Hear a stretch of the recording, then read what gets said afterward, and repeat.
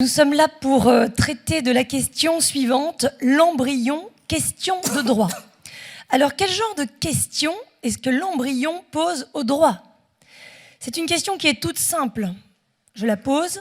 Qu'est-ce qu'un embryon? Autrement dit, quel est son statut? Quelle est sa nature? Tout ça, ça n'est qu'une seule et même question. Parce que le statut de l'embryon, c'est l'ensemble des règles qui lui sont applicables.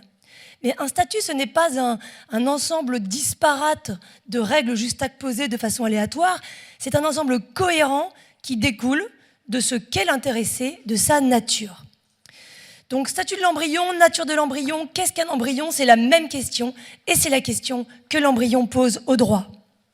Le problème de l'embryon, en droit français, est qu'il n'a pas de statut, parce que la question de sa nature n'est pas réglée. Autrement dit, parce que le législateur ne sait pas ce qu'est un embryon. Plus précisément, le législateur ne sait pas si l'embryon est une personne ou non. C'est-à-dire que le droit n'a pas vocation à dire directement ce qu'est l'embryon, parce que la loi, ce n'est pas un dictionnaire de la langue française. Mais le droit pose des règles concernant l'embryon, et cela revient au même, parce que ces règles révèlent si l'embryon est traité ou non comme une personne. Alors la réponse, elle est claire. La réponse, c'est oui ou c'est non. Il n'existe pas d'intermédiaire entre la personne et la non-personne, ce que juridiquement on appelle des choses. Il n'y a pas de sous-personne ou de super-personne. On est une personne, on est autre chose. Donc l'embryon est-il une personne? C'est oui ou c'est non. C'est pourquoi qualifier l'embryon de personne humaine potentielle, de projet de personne en devenir ou autre, ça ne résout rien, parce qu'à la fin, il faut finalement traiter l'embryon comme une personne ou pas. Alors la réponse du droit est décevante. L'embryon n'a pas de statut en droit français, et ce statut n'est pas au programme, parce que tant le législateur que les juges affichent clairement leur volonté de ne pas se prononcer sur la nature de l'embryon. Mais cette tentative de neutralité, elle est illusoire. Le ministre de la Santé l'avait dit dès les premières lois de bioéthique. Je cite, à l'Assemblée nationale, « Cette loi reflètera notre conception de l'homme. Chacun admet que ce n'est pas à la loi de définir la vie. Il est indéniable pourtant que cette loi reflètera notre conception de l'homme. » Quant aux juges, ils ne peuvent pas non plus éviter de se prononcer sur la nature de l'embryon. Par exemple, lorsqu'un accident de la route a blessé une femme enceinte et que le choc a entraîné la mort de l'enfant qu'elle portait, est-ce que le chauffard responsable de l'accident est coupable de blessures involontaires sur la personne de la mère seulement, ou également d'homicide involontaire sur l'embryon?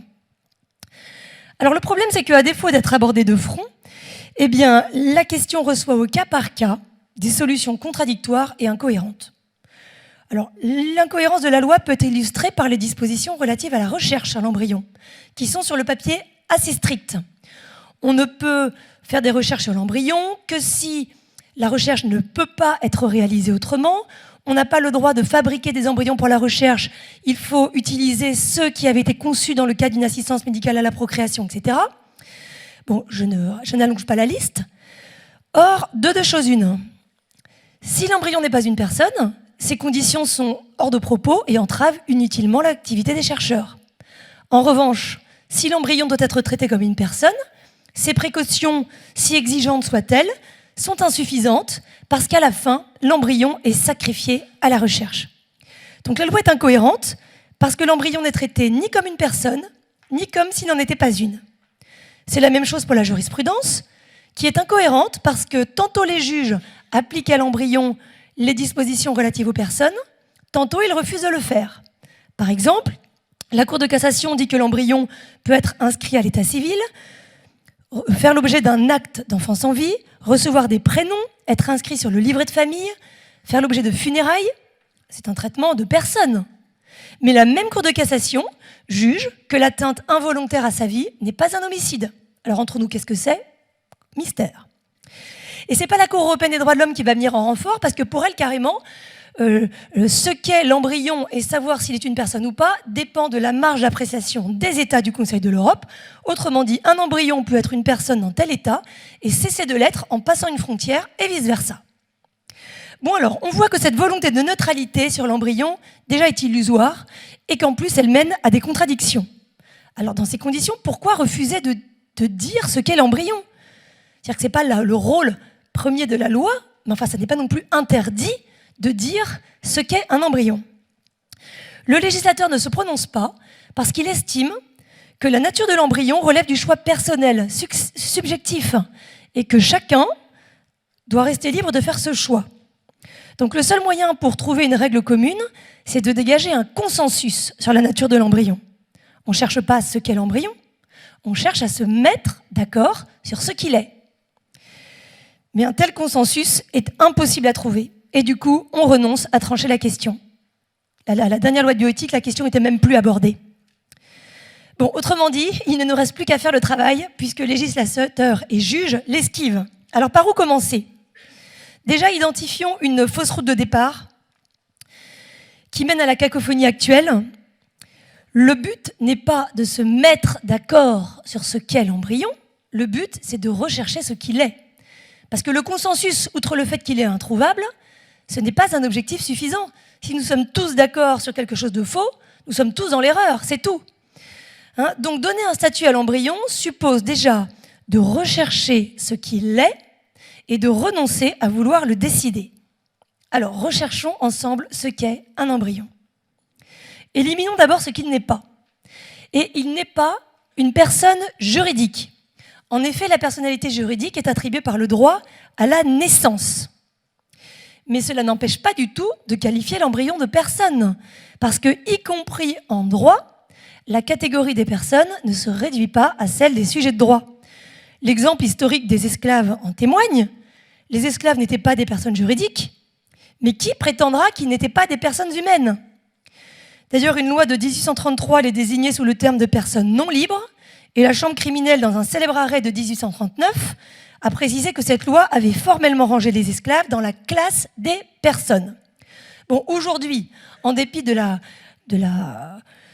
confusion qui caractérise la jurisprudence, la Cour de cassation applique de temps en temps le droit des personnes à l'enfant à naître, qui manifestant cette évidence que même aujourd'hui, la personnalité juridique n'est pas le tout, ni même le plus important de la personnalité juridique. Donc un premier pas pour donner à l'embryon le statut qu'il n'a pas consiste à rétablir chacune des personnalités dans son ordre. L'embryon n'a pas la personnalité juridique. J'ai envie de dire oui merci, on a compris, mais on s'en fiche complètement. Il n'a pas la personnalité juridique, mais cela ne l'empêche pas d'être une personne. Il suffit pour cela d'être une personne humaine, une personne tout court. Alors, est-il une personne humaine? Partons de ce qui est simple. Pour avoir une personne humaine, il nous faut au minimum un être humain. Et ce premier élément est acquis. Dans le débat actuel, cette donnée de l'embryologie et de la génétique est acquise. L'embryon est un être humain, un individu humain. D'ailleurs, certains égards que le législateur manifeste à l'embryon s'appuient sur son humanité, à commencer par ce qui est le plus visible, le vocabulaire employé. La loi ne parle pas des propriétaires de l'embryon, mais de ses auteurs, et même parfois de ses parents. La loi ne parle pas d'importation et d'exportation, mais de déplacement de l'embryon. L'embryon ne peut pas être donné, ce qui est le vocabulaire du droit des biens, il peut être accueilli, etc., etc. Mais pour autant, cette humanité qui est reconnue à l'embryon ne suffit pas à lui donner un statut cohérent, parce que le législateur veut bien protéger un petit peu l'embryon, mais pas trop, parce qu'on ne veut pas renoncer en même temps à les congeler, à les détruire lorsqu'on n'en a plus besoin, et à les utiliser pour la recherche. Donc finalement, tout se passe comme si l'humanité de l'embryon pouvait tolérer des atteintes que seule sa qualité de personne permettrait d'éviter. En fait, c'est complètement faux. L'humanité de l'embryon devrait suffire largement. Mais en pratique, malheureusement, ça ne suffit pas. Donc je suis désolée, mais vous n'y échapperez pas. Il faut aller au bout de la question et se prononcer sur sa qualité de personne. Alors, la question est la suivante. Est-ce qu'il suffit d'être un individu, un être humain, pour être une personne humaine, ou est-ce qu'il faut quelque chose de plus? Et s'il faut quelque chose de plus, quoi? Bon, différents stades de développement ont pu être proposés pour caractériser le moment où l'individu humain deviendrait une personne. L'implantation dans l'utérus, les premiers battements du cœur, la naissance. Je ne poursuis pas la liste, parce qu'aucune de ces étapes n'est significative en raison de la continuité du développement qui est linéaire depuis la conception et se poursuit d'ailleurs toute la vie. Alors plus sérieusement, on peut songer à lier l'émergence de la personne à certains éléments caractéristiques de la personne, que sont quelle activité rationnelle, la pensée, la conscience de soi ou la relation. Mais cette pensée, cette conscience de soi, cette relation, ce sont des actes de la personne. Et seule une personne peut poser ces actes. Ce n'est pas la pensée qui constitue la personne. Ce n'est que parce que nous avions affaire à une personne que cet être peut penser. Donc, il en va de même d'ailleurs de la conscience de soi ou de la relation. Donc, ces actes manifestent le moment où la personne agit comme telle, mais nous, ce qui nous intéresse, c'est le moment où elle existe. Et forcément, elle existe avant de pouvoir agir comme une personne. Alors, finalement, on pourrait se résigner, à défaut de trouver un seuil qui distingue l'être humain et la personne humaine, à choisir un de ces critères. Mais le problème, c'est que ces critères sont impraticables. Si on choisit d'identifier la personne avec l'individu qui pense, quand est-ce qu'il pense ? Quand bien même on réussirait à identifier chez tel individu le moment où il pense, il est absolument inconcevable de généraliser le critère, parce que rien ne prouve que tout le monde se met à penser exactement au même instant T de son développement. Il en va de même de la conscience de soi ou de la relation. Alors justement, la théorie relationnelle de la personne sous-tend la distinction qui est faite parfois entre les embryons qui font l'objet d'un projet parental et ceux dont les auteurs se sont désintéressés. L'idée, c'est que, incapable d'entrer en relation, l'embryon serait personnalisé en étant inclus passivement dans la relation via le projet parental. Mais comment est-ce que la qualité de personne pourrait dépendre du bon vouloir d'autrui ?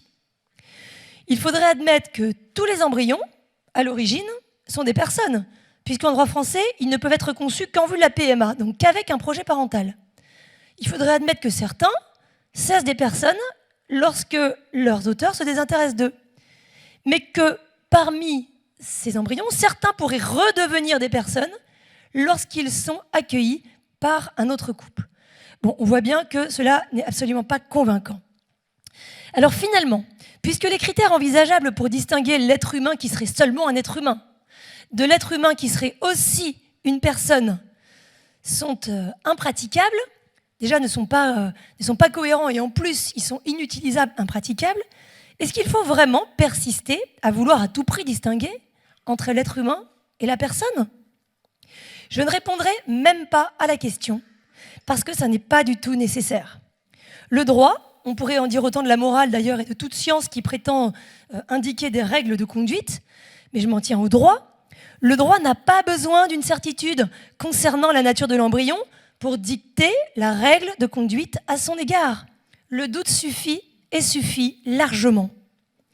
Le nouveau principe de précaution, comme la vieille vertu de prudence, indique clairement la conduite à tenir.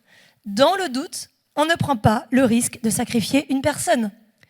Imaginons l'auteur d'un accident de chasse qui se justifierait ainsi devant un tribunal. J'ai vu quelque chose bouger, je ne savais pas si c'était un animal ou un chasseur, alors dans le doute, j'ai tiré. Cet individu va en prison. Pourtant, il n'a pas voulu tuer une personne. S'il avait su, il n'aurait pas tiré. Mais dans le doute, il a pris le risque de tuer une personne et pour ça, il va en prison. Autrement dit, la seule possibilité que l'embryon soit une personne impose de le traiter comme tel. Sans compter que le stade du doute est quand même largement dépassé et que la raison plaide pour considérer l'embryon comme une personne. Comment un être humain pourrait-il être autre chose qu'une personne humaine ? Il est donc finalement tout à fait possible de donner un statut à l'embryon. Il faut juste le vouloir. Et c'est sans doute cela qui manque à notre Parlement, cette volonté. En conclusion, accepter de rechercher ce qu'est un embryon et renoncer à le décider permet de rétablir la question de l'embryon sur des bases saines. Dire ce qu'est l'embryon, c'est un acte de la raison. Ce n'est pas une décision de la volonté. Il y a tout à gagner à protéger le plus petit des êtres humains comme une personne, quand bien même cela oblige à renoncer parfois à ce qui apparaît comme un avantage immédiat, la recherche, la réalisation des projets d'enfants, etc. En effet, affirmer et mettre en œuvre la solidarité de tous avec le plus fragile dans l'humanité, en l'occurrence l'embryon, consolide le lien social, et c'est pas rien pour le droit, ça. Alors qu'au contraire, mépriser l'embryon fragilise ce lien social au cœur en instillant le doute quant à la valeur de chacun. Et nous sommes tous concernés parce que si le plus faible est protégé, alors nous sommes tous en sécurité. Chacun se sent protégé. Au contraire, si le plus faible est sacrifié, ne sommes-nous pas tous en danger? Je vous remercie.